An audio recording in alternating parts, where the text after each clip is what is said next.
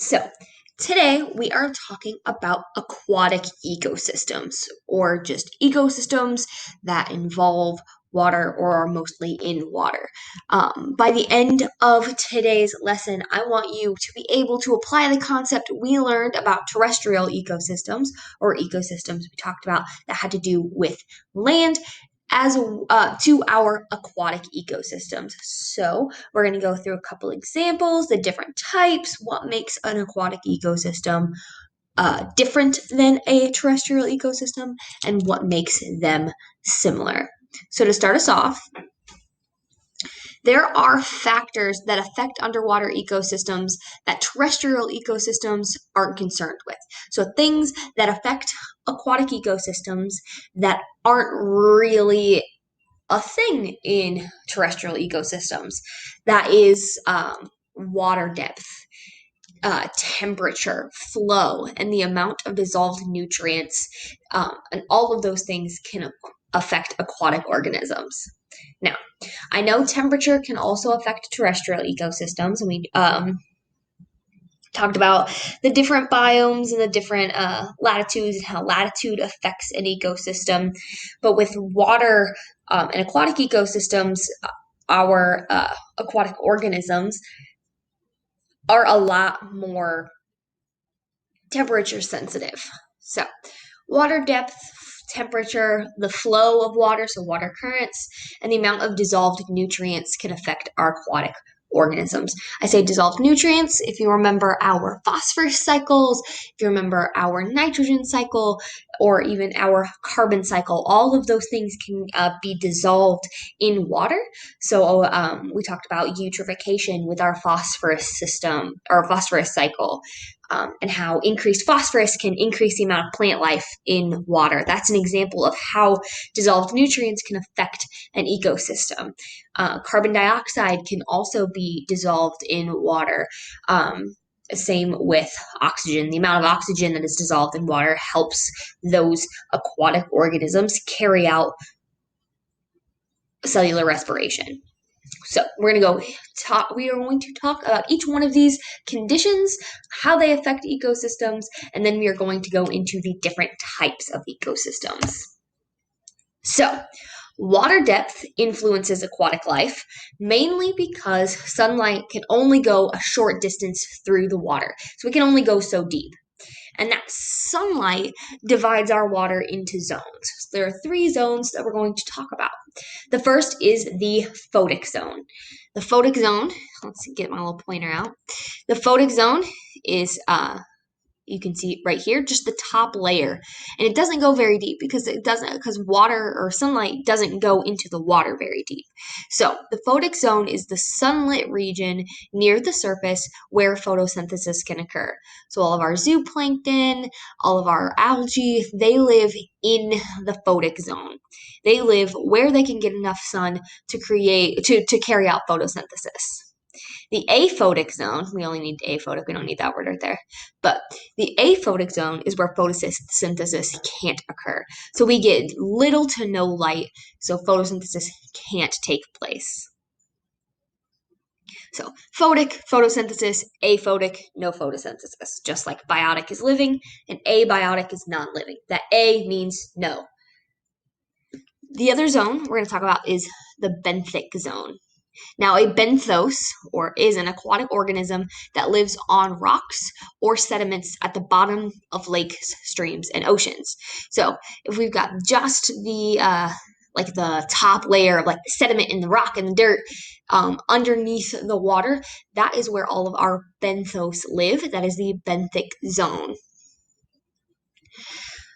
Where the benthic zone, as you can see, extends from the photic zone through the aphotic zone. So if there was a Venn diagram of aphotic zone and aphotic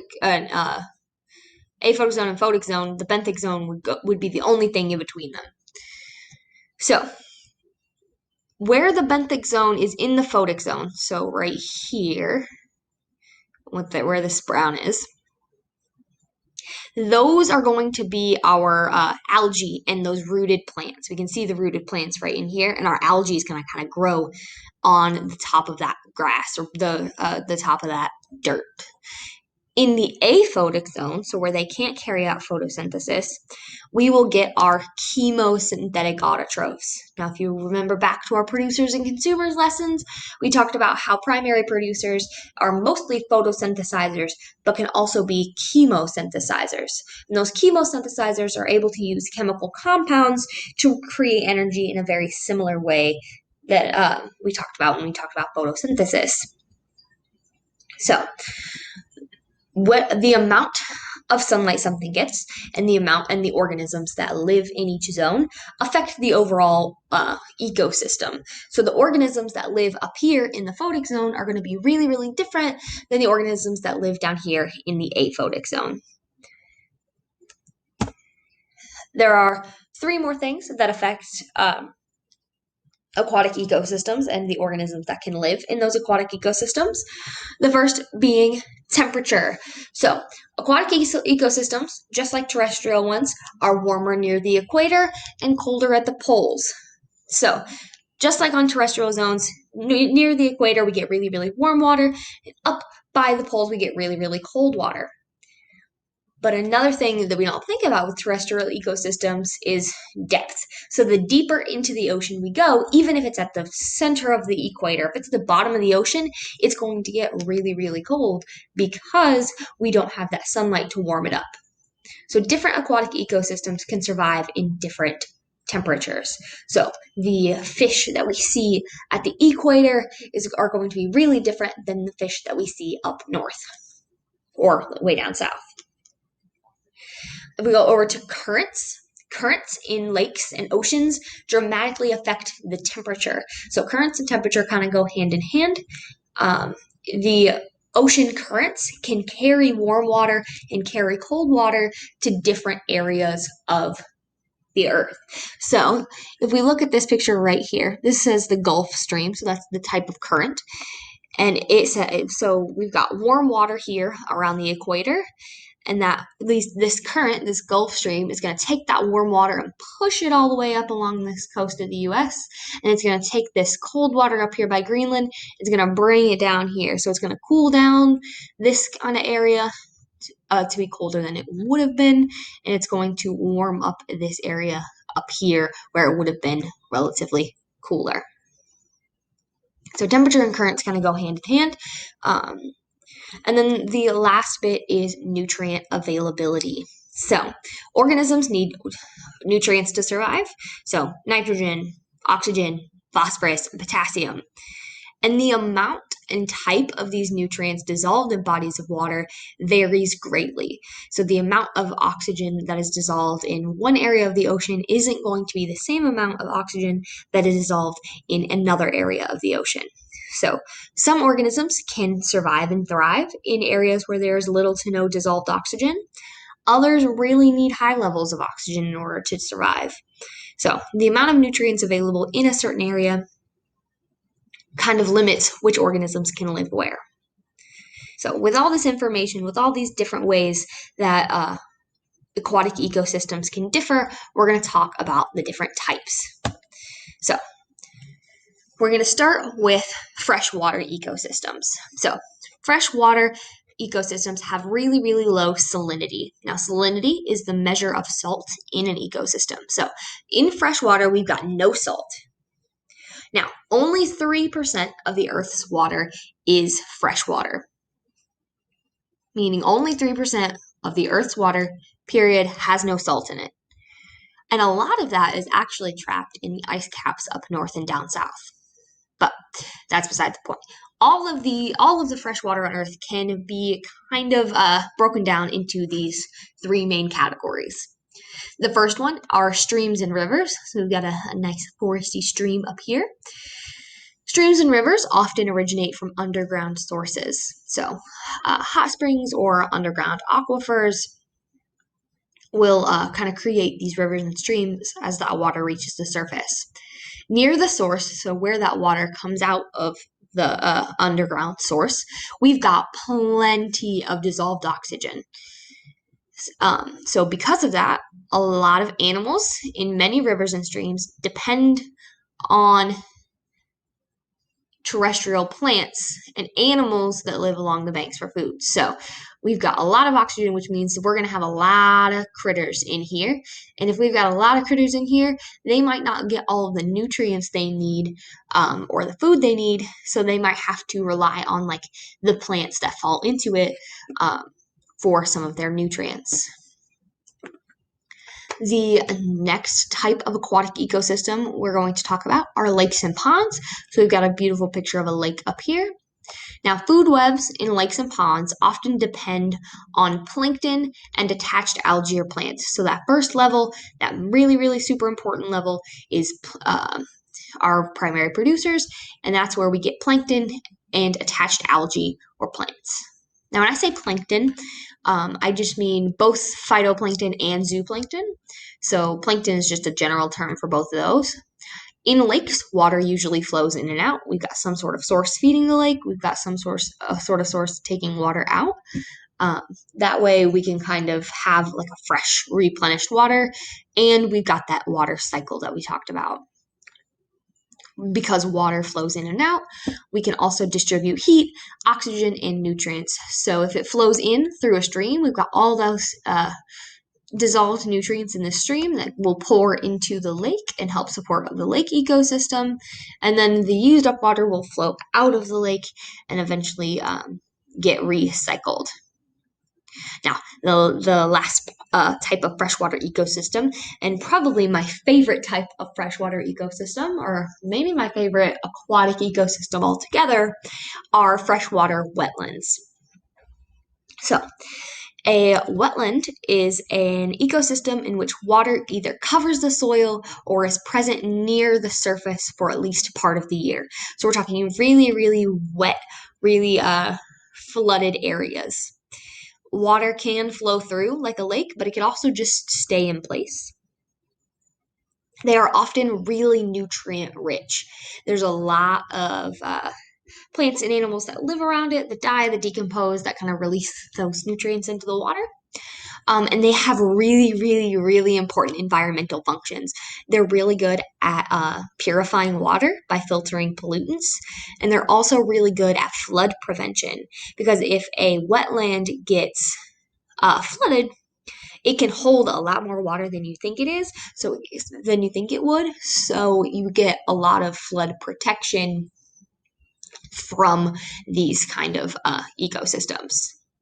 There are three main types of wetlands. We've got bogs, we've got marshes, and we've got swamps. So,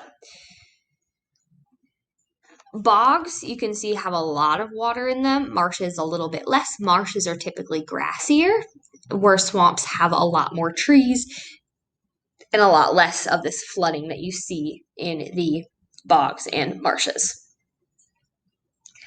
So, those are our freshwater ecosystems. But before we get into our saltwater ecosystems, we're going to make a stop in between. And that stop in between is estuaries. So, estuaries are a special kind of wetland. So, they're still wetlands, but they are wetlands that happen where rivers meet the sea. So they have a freshwater input and a saltwater input. They are brackish. So brackish is that kind of half salt, half freshwater. And they are usually affected by ocean tides. So they have more water from the ocean when there is high tide and less water in them when it is low tide. These wetlands support a really large amount of biomass. So there's a lot of plants that live in these, a lot of fish that live in these, a lot of just general organisms that live in these, but they're typically less biodiverse. So if you can look at this one right here, there is a lot of grass here, a lot of this primary producer. If you picked all that up and weighed it, it would weigh way less than all the grass in the marsh that we talked about in our freshwater ecosystem. But there's only really one type of grass here, where there's multiple types of grass in our marsh. So while they do have more biomass, they are typically less biodiverse than other ecosystems. They serve really important functions because they are usually places where important fish and shellfish go to spawn or nurse their offspring. There are two different types of estuaries. The first one is a salt marsh. And the second is a mangrove swamp. So they are both estuaries, but the difference is temperature. So our salt marshes happen around a more temperate zone.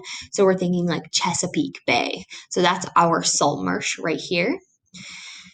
Our mangrove swamps are more tropical. So they are like down in Florida, the Everglades, where the rivers meet the sea. So that's estuaries. We got one more type of aquatic ecosystem to cover, and those are marine ecosystems. Now, marine ecosystems may typically occupy specific areas within oceans, just like our biomes occupy different latitudes and longitudes. So, oceans are really, really big and really, really vast, and ecosystems can span really large portions of that, just like our biomes can span really large portions of the earth. So, ecologists typically divide the oceans into zones based on depth and distance from shore. Um, so, we're going to go into those different zones, and within those zones, we've got a bunch of different communities. So, they're divided up for a reason. It's not just like random divisions. They're divided up by the amount of nutrients, by the amount of sunlight, and by the types of organisms that live there. So, we've got our three different marine ecosystem zones. We've got the intertidal zone, we've got the coastal region, or coastal ocean, and we've got the open ocean. So we're going to start for now with just the intertidal zone and the coastal zone, and we'll talk about the open ocean in the next slide. The intertidal zone has seawater at high tide, but air and sunlight during low tide. So it's called intertidal because it's where the tides affect how much water is there. So organisms that live in the intertidal zone are subjected to extreme changes, going from super, super flooded to super, super dry, depending on the tides of the ocean. So as the ocean rises and falls, just over the course of the day, the week, the month, those intertidal zones are affected to varying amounts of water. So we've got our organisms that have to be adapted to really, really extreme changes in the intertidal zone. In the coastal zone, now the coastal zone goes from where the intertidal zone ends to the end of the continental shelf. So when we think about our continents, this would be like our regular land, and the water comes up over it, and then there's a huge drop off. And that huge drop off is the end of the continental shelf. So the coastal zone goes from that low tide zone, so the lowest the tides get, to the end of the continental shelf. So this is essentially a shallow border that surrounds the continent that's supported by nutrients from runoff and has plenty of sunlight. So we're in the photic zone. It doesn't get too super deep, and we're close enough to the tides or close enough to the land that we get runoff from nutrients from from rivers, from streams, from farms, stuff like that. They tend to be really, really productive. So we've got a lot of primary producers. So when you think coastal ocean, think kelp forests or coral reefs. Those are our coastal zoned ecosystems. And then we have the open ocean. So the open ocean is a zone in and of itself, but it can be divided into two zones too. So we've got the photic zone in the open ocean and the aphotic zone in the open ocean, which works essentially just like the photic and aphotic zones when we talked about our general ecosystems in the beginning. Our photic zone has low levels of nutrients because it's too far away from the coast to get all of the nutrients from the land. But there is so much of it, so much of this photic zone, because we've got a lot of surface area to cover, that even though there's not a lot of, you can't see a lot of photosynthesizers, the autotrophs in the photic zone of the open ocean account for most of the photosynthesis done on Earth. So if you look at all of the photosynthesis done on Earth, most of it is by our little autotrophs that live in the photic zone of the open ocean. But then we get so deep that sunlight can't power through anymore, and we get the aphotic zone of the ocean, which is indescribably fascinating. So the aphotic zone includes all of the deepest parts of the ocean, and most of the food webs are based on organisms that fall from the photic zone or from our chemosynthetic organisms that live in this benthic zone. So if it's not chemosynthesis or something from the photic zone that died and fell, we can't support our food webs in the aphotic zone. Organisms down here are exposed to super high temperatures or super high pressure, super low temperatures, and complete darkness. So these guys that live down at the bottom of the ocean are especially adapted for this kind of no light, super high pressure, super cold temperatures. In fact, there's a lot of these organisms that we didn't know what they looked like because when we would catch them from the deep depths of the ocean and we'd bring them up, the pressure change would make the fish look completely different than it would if it were swimming around because they're so adapted to the high pressure that when they go to areas of really, really low pressure, the structure of their bodies just kind of falls apart. The blobfish is a really, really good example of this. They also don't need sight because it is complete darkness. They can't see anyway. So their vision or what would pass as vision in a fish species is a lot different than you would think it would be. So that is the open ocean zone of marine ecosystems. Now for your activity. So today, what I want you to do is write about science. I know, but it's not too crazy. I'm not making you present. I want you to choose 3 of the aquatic ecosystems that we talked about. So we talked about a lot. We got 1, 2, 3, 4, 5, 6, 7, 8, 9, 10, 11, 12. We talked about 12 different ecosystems or 12 different divisions of aquatic ecosystems. Of those 12, I want you to pick 3. Now, I would pick 3 really different ones as opposed to 3 really similar ones, but you do you. And in each of those 3, for each of those 3, I want you to pick 1 plant and 1 animal and explain how those organisms have adapted to their environment. So like I said, we've got those deep ocean aphotic zone fish that don't have regular sight. That would be an example of an animal that would live in one of those ecosystems. So we talked about streams, we talked about lakes, we talked about ponds, bogs, marshes, swamps, salt marshes, mangrove swamps, intertidal marine ecosystems, coastal marine ecosystems, the open ocean photic zone, and the open ocean aphotic zone. So pick 3 of those. For each one of them, pick a plant and an animal that would exist in that zone or that you would think it exists in that ecosystem and tell me why it is adapted to its environment. As always, if you have any questions, please do not hesitate to ask. I believe in you. You can knock this out. Have a wonderful day.